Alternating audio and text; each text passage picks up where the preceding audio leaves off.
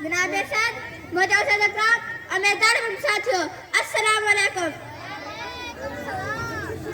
متحدہ ناتواں کو آج 9 نومبر کے دن جس موضوع پر لب کشائی کا موقع ملا ہے وہ ہے اقبال کے شاہد۔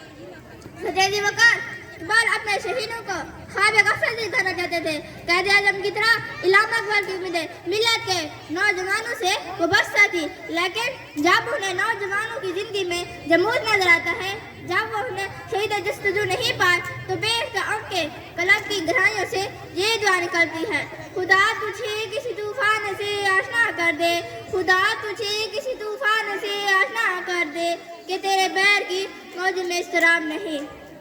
حاضرین محفل،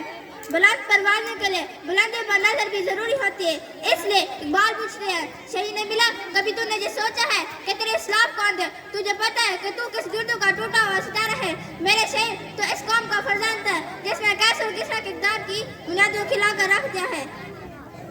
جن کے نام سے نوران اور فارس کے نافذہ پناہ مانگتے تھے،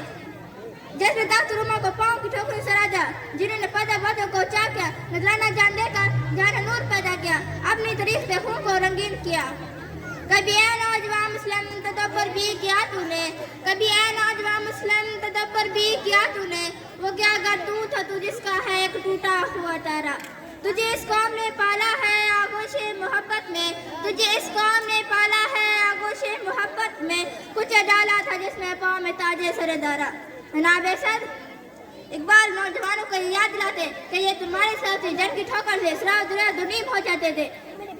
اور پہاڑ سیمنٹ کا رئی بن جاتے، جو بے حصول بن میں گھوڑے دوڑانے کا حوصلہ رکھتے تھے۔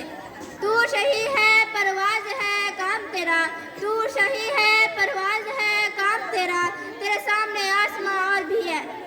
حاضرین محفل، قائد اعظم نے ایک بار پاکستان کو اسلام کی لباٹی کہا تھا، وہ عظیم تجربہ گاہ اسلام کے